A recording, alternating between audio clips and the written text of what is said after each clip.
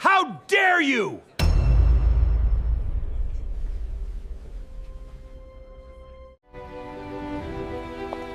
Welcome, so glad you could make it. Cardiology must be so simple. You just tell people to breathe, right? My parents are just very old-fashioned.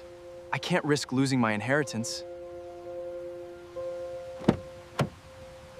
The wine glass shattered against the mahogany table, spraying red shards across the pristine white tablecloth. The entire restaurant went silent, every head turned. His father stood up, his face beet red, his hand trembling as he pointed a shaking finger at me. "You are a disgrace," he shouted, his voice cracking. "My son brings home a doctor and you treat us like we're peasants. You think you're so high and above everyone else. You're just a gold digger, and I'm going to make sure my son sees the light." He grabbed his wine bottle, ready to storm out, leaving his son and me frozen in the center of the room. I didn't flinch. I didn't scream. I just looked at him, my expression unreadable, and calmly picked up a napkin to wipe a drop of red wine from my cuff. That was their first mistake. 3 months earlier. I had never seen my boyfriend so nervous. We had been dating for 6 months, and this was the first time I was meeting his parents. His name was Leo. He was a sweet, charming guy who worked in tech. He spoke about his parents with such reverence, describing his father as a successful businessman and his mother as a kind socialite. He made them sound like pillars of the community. They lived in a gated estate in the hills, a place that screamed old money. When I arrived, they treated me with a veneer of politeness that felt stiff and forced. His mother, a woman with a perfect smile and even more perfect veneers, offered me a glass of sparkling water. "Leo tells us you're an artist," his mother said, her eyes scanning my simple, professional outfit. "That's interesting. Do you have a degree?" "I work in cardiology," I said softly. "I'm a senior consultant at the hospital." His father, a man with a heavy gut and a neck that disappeared into his collar, let out a loud, mocking laugh. He slapped the table so hard the silverware rattled. "Cardiology," he scoffed, leaning back in his leather chair. "That sounds domestic. Leo here was talking about his venture capital projects yesterday. Real business, dealing with stocks, bonds, assets. That's what a woman of your station should be interested in." I looked at Leo, expecting him to step in. Maybe he'd apologize or defend me, but he just sat there, staring at his plate, his ears turning pink. He didn't say a word. "I just want to help people," I said, my voice calm. "I enjoy my work." "Helping people," his father repeated, dripping with sarcasm. "Well, that's adorable. You go on saving lives, honey. Maybe one day you'll save enough to buy a real business suit." The dinner was a slow torture. They grilled me about my salary, my living situation, and my long-term goals, all while treating me like a child who needed to be corrected. They made snide comments about my career choice, insisting that I was wasting my potential chasing lab coats when I could be out networking. By the time the main course arrived, I was exhausted. I had taken their insults with a polite smile, refusing to give them the reaction they wanted. I knew that if I got angry, I would just be the angry, ungrateful girlfriend. When the check came, his father waved a hand dismissively. "Leo, you take care of this," he grunted. "My daughter-in-law is busy working." I watched as Leo, the man I thought loved me, reached for his wallet. He paid the bill without a word of protest. "We should go," Leo whispered to me as we walked to the car. They're just old-fashioned, they don't mean it." "Old-fashioned?" I asked, opening the car door. "They were rude, Leo, they humiliated me." "I know, but you have to understand the pressure. If I embarrass them now, they might cut me off. I need that inheritance." I froze. Inheritance. "Is that why we're dating?" I asked, my voice cold. "It's not like that, I love you," he stammered. I got into the driver's seat and started the car. "Drive me home, Leo, I'm tired." The restaurant scene wasn't just a random outburst. It was the climax of weeks of escalating disrespect. After the dinner, his father had taken it upon himself to mentor me. He sent me articles about successful women who married well, implying I should quit my job. He posted passive-aggressive comments on my social media, tagging me in photos of charity galas I couldn't afford to attend. Then Leo got a promotion. A big one. He was going to be the new vice president of operations at his father's company. He called me that night, ecstatic. "I got it, Dad finally gave me the nod," he shouted. He said my performance review was great. He's going to introduce me to the board next week. You have to come, babe, you have to be there to support me. I don't know, Leo, I said, looking at the framed diploma on my wall. I have a 12-hour shift in the ICU tomorrow. Please, he pleaded. It's the night of the gala, it's huge. If you're not there, it looks like I don't have my life together. You're my fiancé, right? I sighed, fine, I'll go.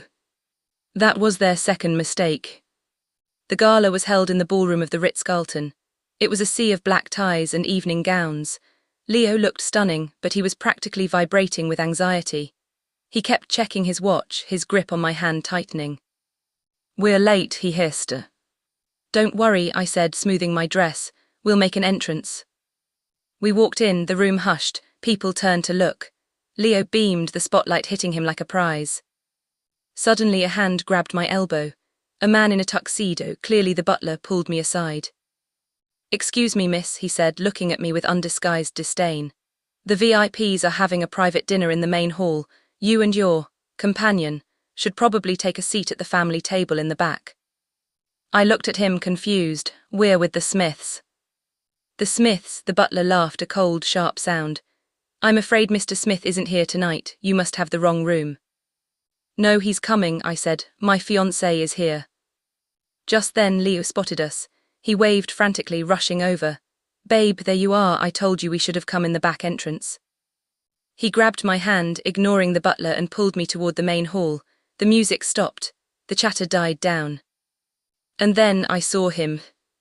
His father was standing by the bar, surrounded by men in suits.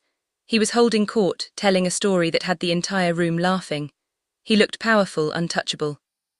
Leo pulled me up to him. Dad, I'm here. His father turned around, his face breaking into a smile. He looked at Leo, then at me, and his eyes narrowed. Recognition dawned on his face, followed immediately by a look of calculating disgust. Well, he said, his voice dripping with false charm. Look who it is. I was just telling these gentlemen about my son's new venture. Leo, you brought your little pet. The room went dead silent.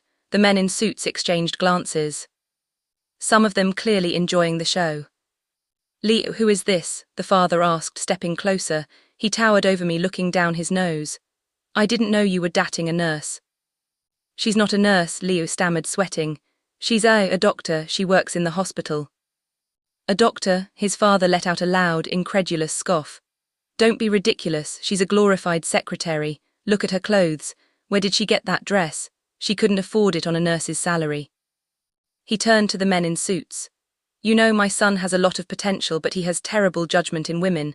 He brings home girls who are uneducated. It's a real shame. He grabbed my hand, squeezing it hard enough to bruise. Come along, Leo, we need to talk about this. This is embarrassing for everyone. He started to drag me away toward a private corner. You need to learn some manners. You're a guest here and you're acting like a peasant. That was their third mistake. I didn't pull away, I didn't fight him. I just stood there looking at his face, seeing the veins bulging in his neck, seeing the arrogance etched into every pore of his skin. He was so sure, he was so confident that he owned the room, that he owned Leo, that I was nothing. He thought he was the shark and I was the minnow.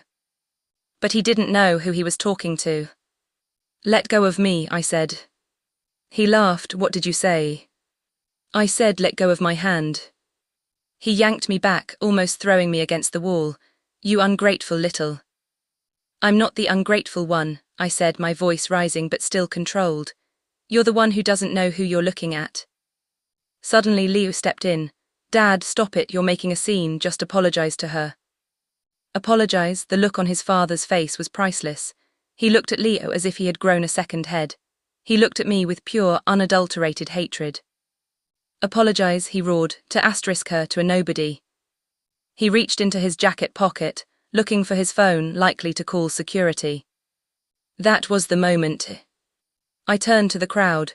I didn't need to shout, I just needed to speak clearly. Everyone, please, I said, my voice cutting through the silence like a knife. Could I have your attention for a moment? They all looked at me. The men in suits, the waiters, the other guests. Even Leo looked confused. His father was still shouting, get her out of here. I took a step forward. I reached into my clutch and pulled out a sleek black device. It wasn't a phone, it was a remote control. The room went completely still. Even his father stopped shouting. I pressed the button. The music started, not the soft jazz that had been playing before. This was a different track, a heavy orchestral beat that vibrated through the floor. Then the lights dimmed. Spotlights hit the ceiling, painting the room in a deep, dramatic red. Who are you? Leo whispered, his eyes wide with terror. I turned to him, and for the first time I let my mask slip. The calm, polite doctor was gone. In her place was the woman who ran the cardiac unit. Leo, I said, my voice cold and hard. You told me I needed to support you. You told me I needed to be there to show everyone what we have. I turned to his father. Mr. Smith, you said I was uneducated. You said I couldn't afford this dress. I tapped the remote again. The massive projection screen at the back of the room flickered to life. It wasn't a photo of me. It was a screen with my face on it, superimposed over the logo of the hospital. Introduce yourself, I said to the room. Hello, I said into the microphone. My name is Dr. Name. I am the Chief of Cardiology at St. Jude's Medical Center. I oversee a department of 200 doctors, including your son. The room erupted, gasps, shouts, people rushing to look at the screen. Leo's father froze, the blood drained from his face. He looked at the screen, then at me, then back at the screen. You're a doctor, he stammered. You're the chief. I'm the one who decides who gets a heart transplant, Mr. Smith, I said, walking closer to him. And right now I'm deciding that you aren't worthy of my son's time. I looked at the men in suits. Mr. Smith, did you say you were looking for investors? The head of the investment firm stepped forward, his face pale. Yes, Dr. Name, we were just discussing potential opportunities. Then you're in luck, I said. I'm interested in your company. I turned to his father. You want to know what my station is? I own a percentage of this company. I own a percentage of the venture capital firm you were just bragging about. I bought that percentage 3 months ago, the day after our dinner. The silence was absolute. It was the loudest sound in the room. Leo's face turned the color of a ghost. What, but you said you were an artist, you said you were an intern. I was keeping it quiet, I said, looking at him with pity. I didn't think I needed to announce it to the world. I thought you loved me for me. I guess I was wrong. I turned back to his father. You spent the entire dinner talking down to me. You insulted my job, my intelligence, and my character. You thought you could push me around because you thought I was weak. I tapped the remote again. The screen changed. It showed a document, a contract. This is the contract for the merger, I said.